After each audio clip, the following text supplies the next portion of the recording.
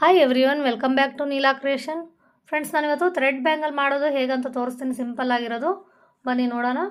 ಮೊದಲಿಗೆ ನಾನು ಪ್ಲಾಸ್ಟಿಕ್ ಬಳೆನ ತೊಗೊಂಡಿದ್ದೀನಿ, ಹಾಗೆ ಫ್ಯಾಬ್ರಿಕ್ ಗ್ಲೂನ ತೊಗೊಂಡಿದ್ದೀನಿ ನೋಡಿ, ಮತ್ತು ಸಿಲ್ಕ್ ಥ್ರೆಡ್ಡು, ಮತ್ತು ಈ ಥರ ಬೀಡ್ಸನ್ನು ತೊಗೊಂಡಿದ್ದೀನಿ. ನಾನು ಬ್ಯಾಂಗಲ್ಗಂತಲೇ ಬರ್ತವೆ, ಕೇಳಿದರೆ ಕೊಡ್ತಾರೆ ಈ ಥರ.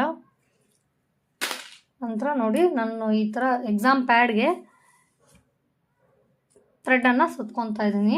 40 ಟೈಮ್ಸ್ ನಾನು ಸುತ್ಕೊತಾ ಇದ್ದೀನಿ ಫ್ರೆಂಡ್ಸ್. ಇದನ್ನು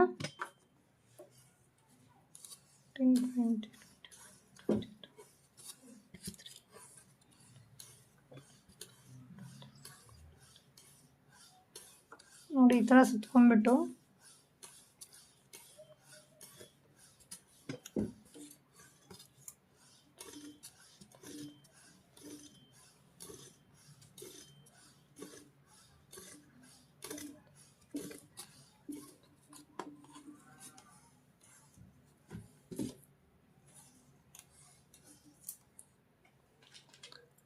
ನೋಡಿ, ಈ ಥರ ಕಟ್ಟರಿಂದ ನಾನು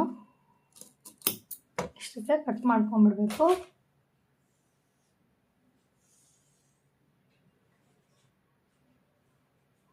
ನೋಡಿ, ಕಟ್ ಮಾಡಿಕೊಂಡು ಇದೇನು ತುದಿ ಇರುತ್ತಲ್ವ ಅಲ್ಲಿಗೆ ನಾವು ಗಮ್ ಪೇಸ್ಟ್ ಮಾಡ್ಕೊಳ್ಳೋಣ.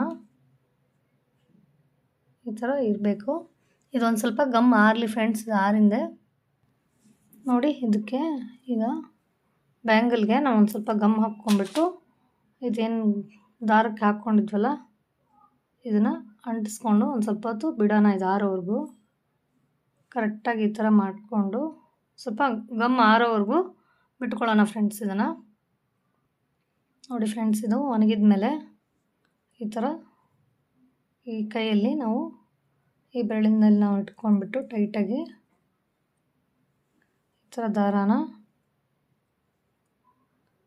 ಒಳಗಡೆಯಿಂದ ಹಿಂಗೆ ತೊಗೊಂಡು ಬರಬೇಕು.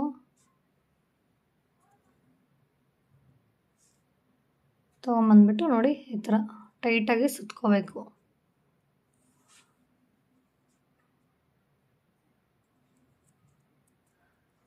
ನಾವು ಟೈಟಾಗಿ ಇಟ್ಕೊಂಡಿರ್ಬೇಕು ಇಲ್ಲಿ.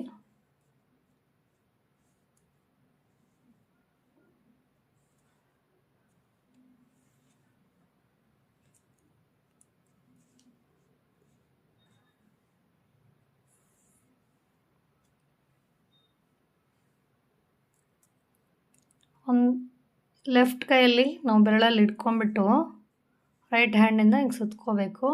ಅದು ಟೈಟಾಗಿ ಎಳೆದ್ಬಿಟ್ಟು ಸುತ್ಕೋಬೇಕು, ಇಲ್ಲಾಂದರೆ ದಾರ ಸ್ವಲ್ಪ ಲೂಸ್ ಆಗೋ ಚಾನ್ಸಸ್ ಇರುತ್ತೆ.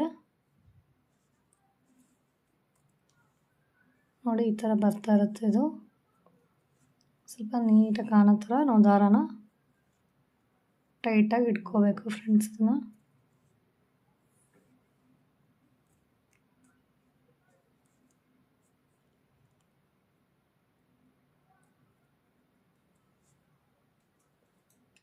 ನೋಡಿ, ಇದು ಫಿನಿಶಿಂಗ್ ಆಯಿತು. ಈ ಥರ ಆದಮೇಲೆ ಇಲ್ಲಿ ನಾವು ಗಮ್ಮನ್ನು ಹಾಕ್ಕೊಳ್ಳೋಣ. ಗ್ಲೂನ ಹಾಕ್ಕೊಂಡು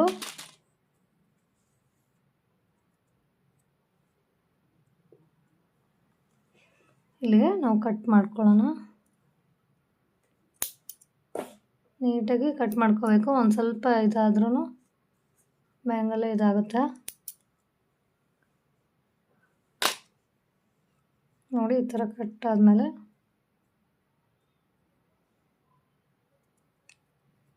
ನೀಟಾಗಿ ಗಮ್ ಹಚ್ಬಿಟ್ಟು ನಾವು ಈ ಥರ ಒಂದು ಸೆಕೆಂಡ್ ಇಟ್ಕೊಳ್ಳೋಣ, ಇಲ್ಲಾಂದರೆ ದಾರ ಎಲ್ಲ ಎಳೆ ಬಿಚ್ಕೊಂಡ್ಬಿಡುತ್ತೆ. ನೀಟಾಗಿ ಗಮ್ ಹಾಕಿ ಈ ಥರ ಪೇಸ್ಟ್ ಮಾಡಬೇಕು. ಇದಕ್ಕೆ ಈ ಥರ ಬರುತ್ತೆ. ಇದಕ್ಕೆ ಸ್ಟೋನ್ ಯಾವ ಥರ ಹಾಕೋದು ಅಂತ ತೋರಿಸ್ತೀನಿ, ಬನ್ನಿ ನೋಡೋಣ. ನೋಡಿ ಫ್ರೆಂಡ್ಸ್, ಈ ಥರ ನಾನು ಹಾಕಿದ್ದೀನಿ. ಇದಾದಮೇಲೆ ಈ ಥರ ನೋಡಿ, ಸ್ವಲ್ಪ ಗ್ಲೂವನ್ನು ಹಾಕಿಬಿಟ್ಟು ನಾವು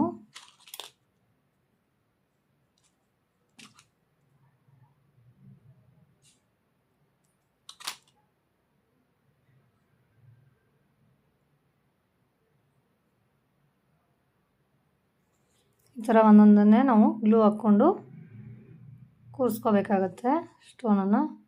ನಾನು ಒಂದು ಮಧ್ಯದಲ್ಲಿ ಸ್ಕ್ವೇರ್ದು ಒಂದು ವೈಟ್ ಬೀಡ್ಸನ್ನು ನಾನು ತೊಗೊಂಡಿದ್ದೀನಿ.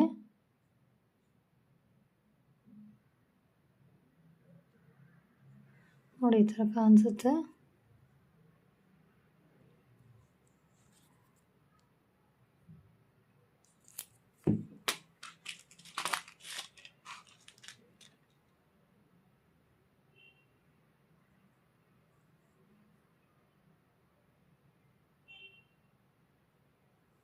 ನೀವು ಒಂದೊಂದನ್ನೇ ನೀಟಾಗಿ ಪೇಸ್ಟ್ ಮಾಡ್ಕೊಳ್ಳಿ, ಇಲ್ಲಾಂದರೆ ಎಲ್ಲ ಸುಮ್ಮನೆ ಇದಾಗಿಬಿಡುತ್ತೆ.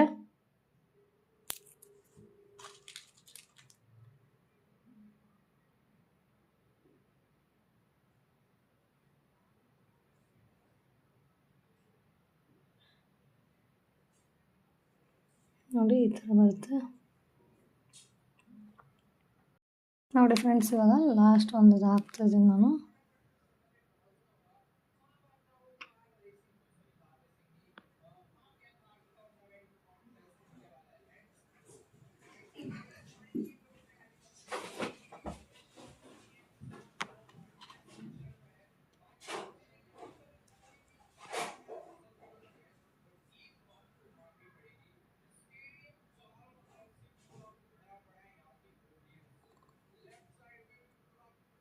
ಇದು ಸ್ವಲ್ಪ ಹೊತ್ತು ಒಣಗಕ್ಕೆ ಬಿಡ್ಬೇಕು ಫ್ರೆಂಡ್ಸ್. ಇದು ನೋಡಿ ಈ ಥರ ಕಾಣಿಸ್ತಿದೆ ಫಿನಿಶಿಂಗ್ ಆದಮೇಲೆ.